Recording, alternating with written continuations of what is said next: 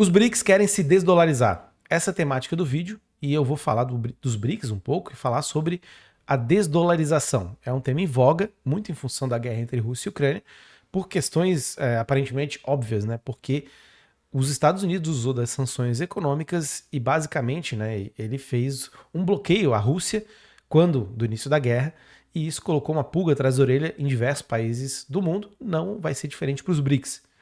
Os BRICS são compostos, né? Ele é um grupo composto por Brasil, Rússia, Índia, China e África do Sul. São países que têm aí um terço da economia do mundo, do PIB mundial. Um pouco mais de 40% da população mundial também se concentra, né, nesse agrupado de países. Então eles são relevantes. Eu sou Bruno Henning, eu sou economista, doutor em Relações Internacionais, e falar dos BRICS é falar de uma questão muito em voga.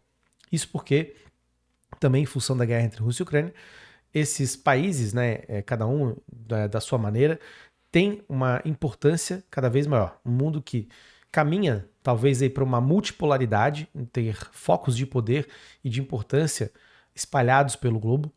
Então, ter países, né, e ter esses países especificamente num grupo, um grupo que não é coeso, não é um grupo que tem similaridades que são muito expressas, mas são países que em determinado momento decidiram se juntar.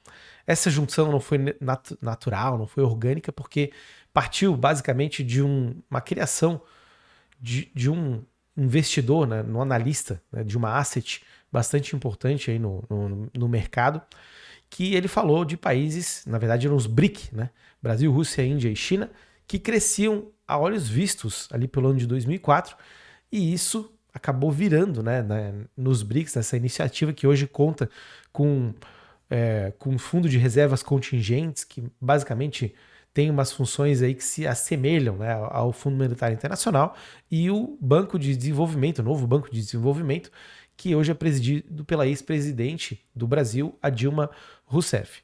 Bom, mas o tema aqui é desdolarização.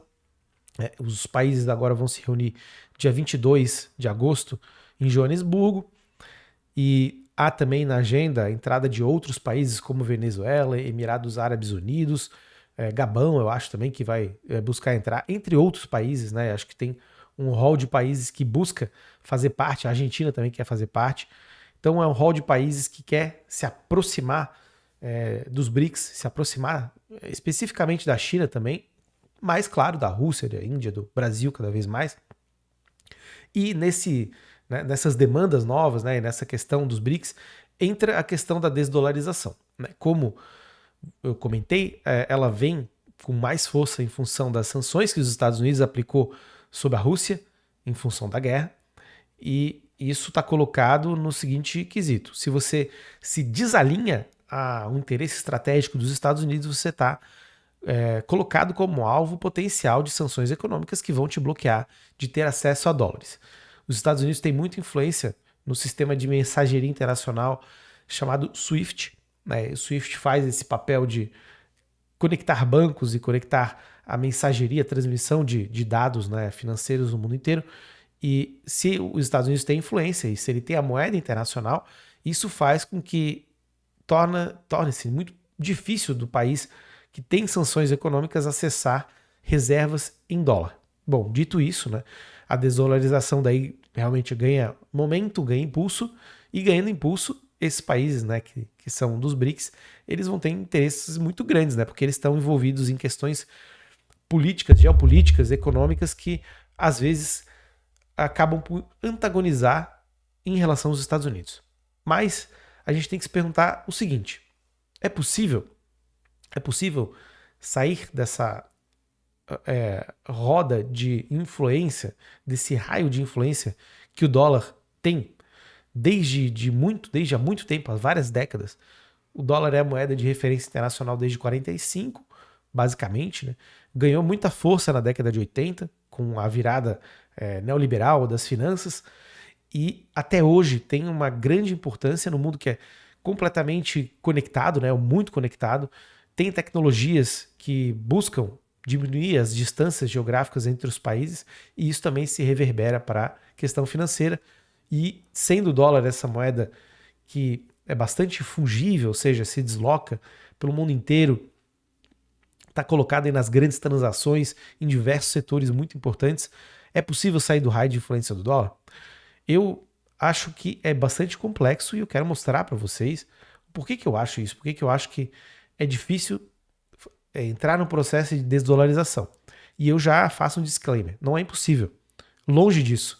E se tem um grupo de países que pode fazer isso, é os países que estão envolvidos nos BRICS, ainda mais trazendo outros países, né?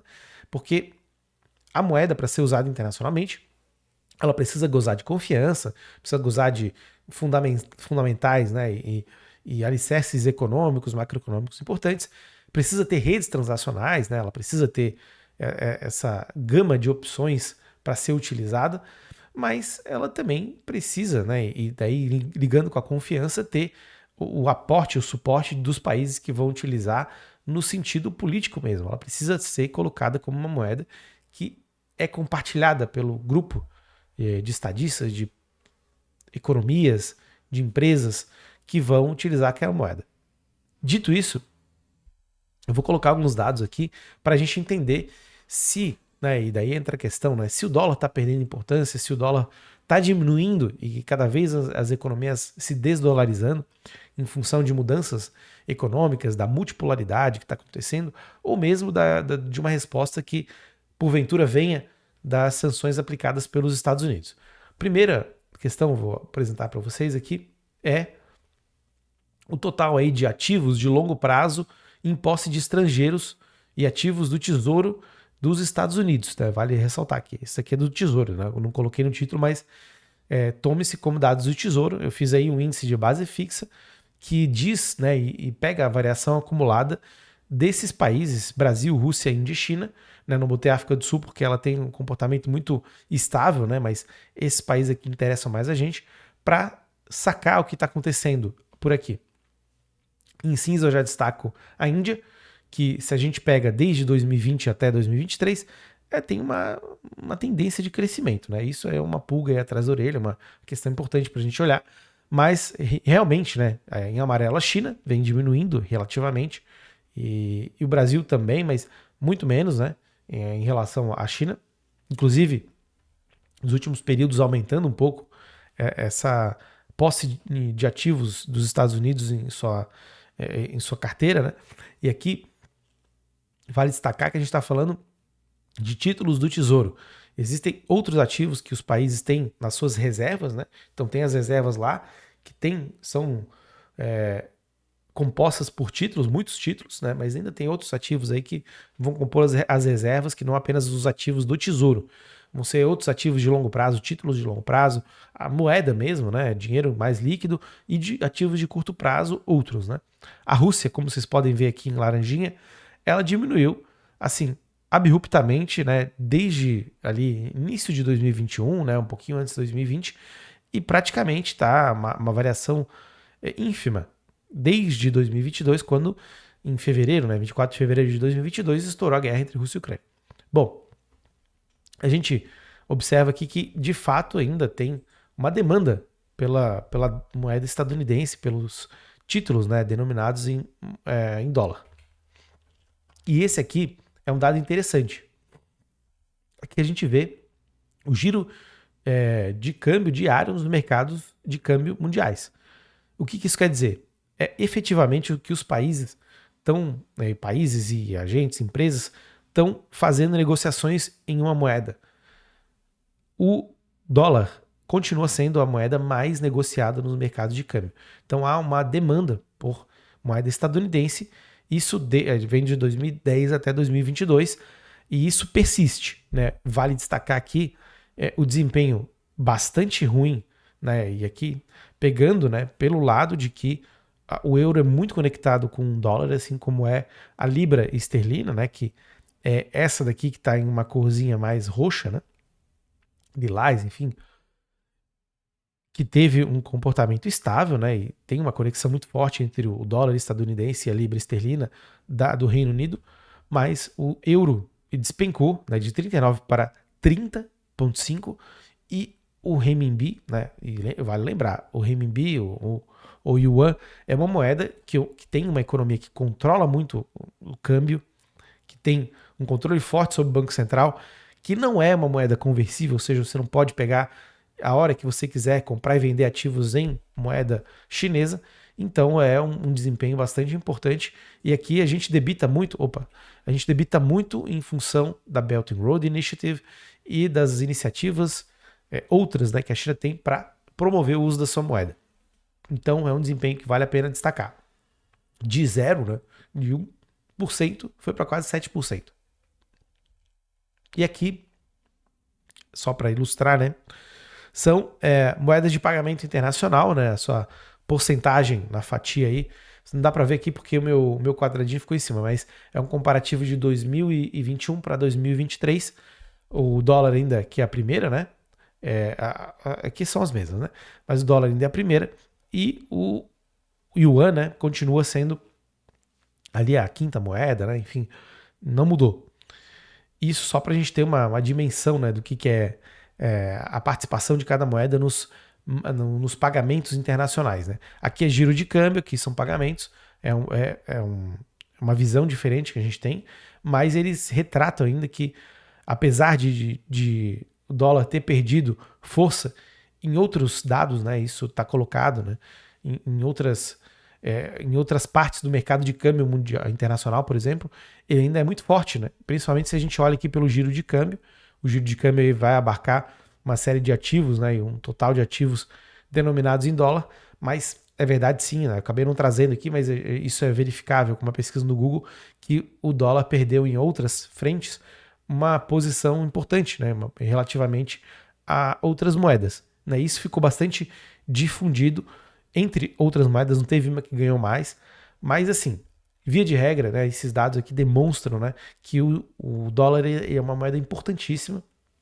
É uma moeda ainda que tem uma sustentação e tem um piso muito alto, muito acima dos outros. Não tem nenhuma moeda que tem o mesmo desempenho. E isso fica flagrante mesmo, a gente olhando para o ano como 2022, que permaneceu o dólar com lá 80% do giro de câmbio diário no mercado de câmbio internacional. E também é uma moeda de pagamento internacional bastante relevante. E aqui eu trouxe, né, a Índia. Na Índia, que é esse caso aí, né? Que não vou tratar especificamente da Índia, mas assim, vale essa ilustração no sentido de que há uma conversa de desdolarizar, há uma conversa de fazer com que os BRICS criem a sua moeda, criem seu meio de pagamento internacional, que diminuam a sua exposição em dólar por questões de segurança, questões securitárias. Mas a Índia ela acelerou o processo de aquisição de títulos de longo prazo dos Estados Unidos. É bem verdade que no rol, né, de todas as reservas que a Índia tem em moeda estadunidense, a gente vê uma pequena queda. Mas quando a gente fala de título, né, e aqui a gente até retoma para o primeiro gráfico, a gente está falando da aposta das economias no futuro ou no futuro da economia dos Estados Unidos, na saúde financeira dos Estados Unidos e no próprio poder dos Estados Unidos. Ter o título de longo prazo quer dizer que no longo prazo você acredita que os Estados Unidos não vai ter a relevância que tem hoje, né? A Índia aposta mais do que os outros, né? Bem mais, assim, em termos comparativos, mas a gente é uma questão de discussão, né? Inclusive que coloca os BRICS, né, em uma tensão em relação ao dólar.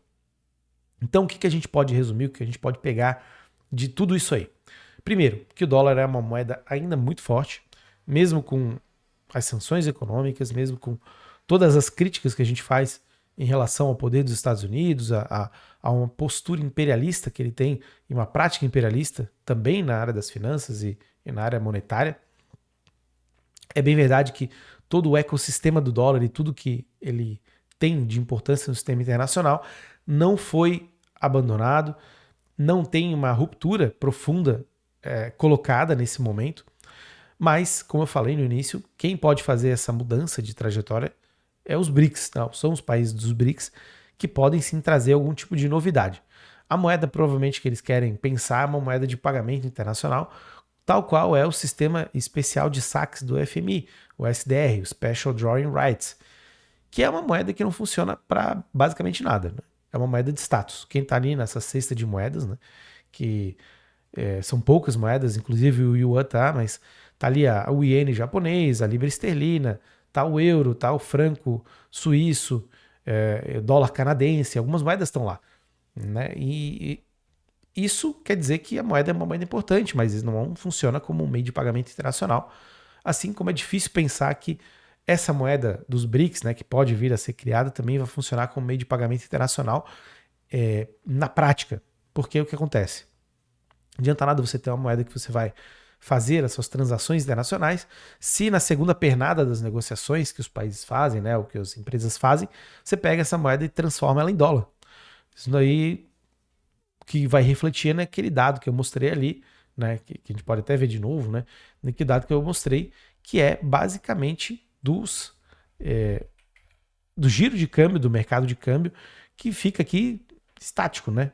Basicamente de 84 foi para 87, 87, 88, enfim, é um desempenho que é muito flagrante, né? Que é muito explícito, ou explicita bastante o poder do dólar estadunidense, né? Então, não dá para ser assim. Tem que ser uma moeda que tenha mais organicidade, que tenha mais permeabilidade na vida cotidiana das pessoas para fazer frente ao dólar, ou pelo menos para tirar um naco dessa importância que ele tem. O euro, de certa forma, tem esse papel, teve esse papel, apesar de ter perdido muita importância, né? Ter entrado em declínio, assim como o continente europeu todo entrou em declínio, mas ele tem essa vida própria. Apesar de sim ter muita ligação com os Estados Unidos, justamente porque a economia dos Estados Unidos e da Europa é muito conectada, é muito interligada. Mas o euro é uma moeda de fato conversível, uma moeda forte, é uma moeda que tem muita potência, né? Ou teve muita potência até então. Então o que a gente tem que olhar para a questão dos BRICS especificamente? Os BRICS podem deixar de usar o dólar? Não no curto nem no médio prazo, né? Isso aí para mim é um dado. Porque isso, né, coloca pressão sobre o sistema monetário internacional, se caso houvesse essa ruptura, e cria também dificuldades internas para os países, para os interesses de diversos setores, né, que vão utilizar e têm ativos em dólar, negócios em dólar, e também no sistema, né, como um todo, na medida em que o comércio internacional, as finanças internacionais, tudo que tem algum tipo de negociação internacional, tem pagamentos seguros, né, seguros para transporte, seguro para comércio, tudo é feito em dólar. Então essa mudança ela não pode ser feita e nem será feita de uma hora para outra, caso haja interesse real de fazer essa mudança. Ou uma coesão dentro dos BRICS, que a gente viu pela questão da Índia ali, não é algo dado, não é algo fácil da gente verificar.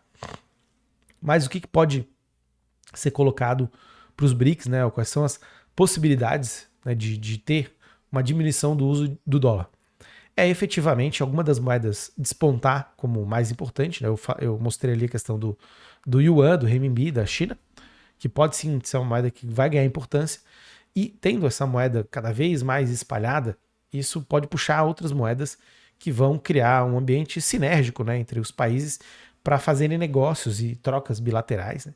Como foram os acordos feitos aqui entre Brasil e China, muito ratificados, né, e ratificados com a visita do presidente Lula à China.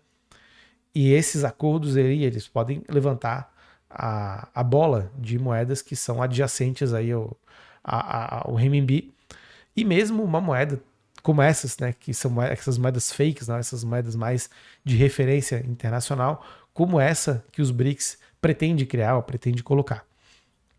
Outra questão que está colocada é a entrada de mais países dentro dos BRICS e que vai criar uma força, né, um empuxo para que haja realmente uma adesão por diversos países de iniciativas que os BRICS vão trazer. Não necessariamente só a moeda, mas acordos comerciais, acordos tecnológicos, tudo isso, né, que gera ambiente de negócios e necessita de meio de pagamento para acontecer. Tendo isso, também a gente pode, criando assim, o que eu falei, né, e comentei de redes transacionais, tendo redes transacionais, isso pode aprofundar um processo de diversificação monetária, não necessariamente ficando só no dólar, mas utilizando moedas, né, dos países que estão colocados ali, né, principalmente a China, mas também no caso de ter uma moeda de referência, ela pode ser usada de maneira mais fluida, né, ou mais difundida. Agora, qual é a aposta que a gente pode vislumbrar para que efetivamente haja alternativa ao dólar? A tecnologia. Para mim, não tem outra forma de fazer, de driblar, né, o dólar, de fazer com que haja uma mudança de comportamento, uma mudança de uso da moeda, uma mudança de importância de moeda com a queda relativa do dólar e o aumento de outra moeda. Primeiro, claro, tem todos os desafios que uma moeda de referência que os BRICS possa criar e gerir entre eles vai trazer. Porque é difícil já a gente ter uma visão clara do que os bancos centrais vão aplicar de política macroeconômica, né? Vão aplicar de política monetária. A gente sabe os movimentos maiores, a gente consegue prever algumas coisas, mas não há consensos fáceis, né, dentro dos bancos centrais. E se a gente pega países, né, esses países que são tão imponentes, importantes, né, têm as suas agendas próprias colocadas, gerir uma moeda comum não vai ser nada fácil, né? Então, esse é um primeiro ponto. E daí volta ao outro, né? A questão de que talvez uma moeda aí se destaque e crie uma alternativa ao dólar, centrada numa moeda como o renminbi, o yuan, do que, de fato, uma moeda internacional.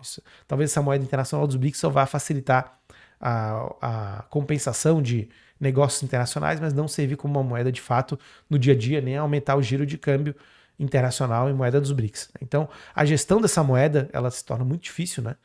E a tecnologia que pode fazer com que isso se facilite. Por quê?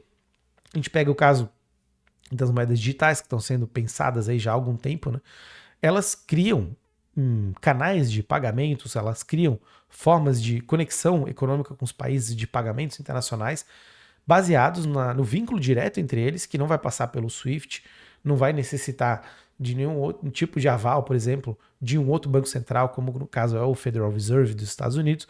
E aí cria-se realmente uma facilidade para que se coloque, né, ou se expresse a potência econômica e a vontade dos países de comercializarem. Se eles têm vontade, se eles querem fazer, se eles podem fazer, eles têm que ter um mecanismo, um meio para fazer isso, e a tecnologia, a moeda digital, né, ela pode vir nesse sentido. Isso tem que ser melhor explorado, né, isso tem que ser uma coisa melhor conversada para ver como é que isso vai funcionar, mas de fato é uma questão. Mas, de novo, talvez, né, seria a minha aposta, centrada numa moeda, né, para esse uso mais direto, cotidiano e para cumprir as funções que uma moeda deve cumprir na contemporaneidade, baseado numa moeda mais focalizada, né? Daí, de novo, a moeda dos BRICS sendo apenas uma moeda de referência, né? Uma forma aí de criar compensações entre os países, mas não necessariamente para um uso na função de unidade de conta, reserva de valor, meio de pagamento, ou mesmo especulação, né? Ou uso financeiro. Isso não vai provavelmente ser possível pelas dificuldades técnicas e realmente políticas de se viabilizar. Mas é isso, é nesse sentido, né, que a gente tem que pensar.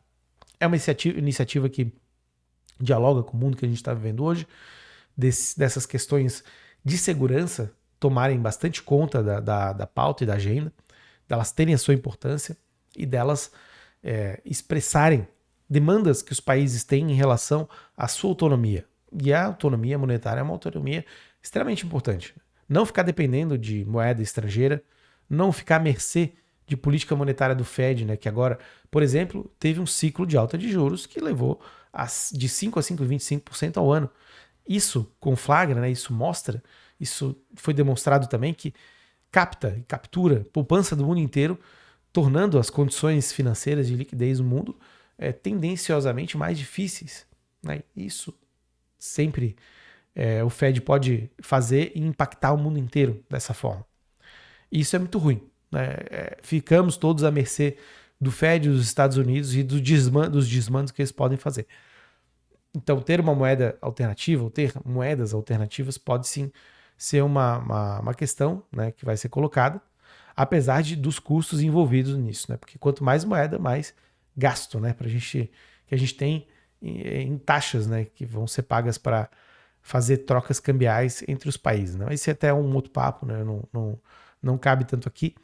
A questão toda é essa. Tem as suas vantagens, tem uma moeda diferente do dólar. Tem possibilidades, os BRICS são países que têm uma economia importante, eles têm instituições já colocadas, têm vontade de aumentar as parcerias envolvidas, os países que estão envolvidos, mas não é nada fácil.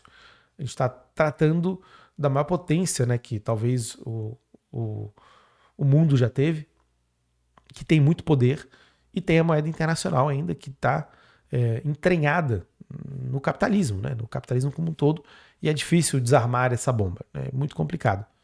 Mas vamos acompanhar para ver o que vai sair do encontro dos BRICS, para ver qual é o futuro, né, de uma possível moeda dos BRICS. E aqui eu coloquei as minhas questões, eu coloquei os meus receios e tentei fazer uma projeção, né, do que pode acontecer em relação a uma moeda dos BRICS ou uma moeda diferente do dólar nessa iniciativa, nessa conjunção de países aí que realmente tem um impacto no sistema internacional muito grande. Bom, por hoje era isso. Um grandíssimo abraço e até mais.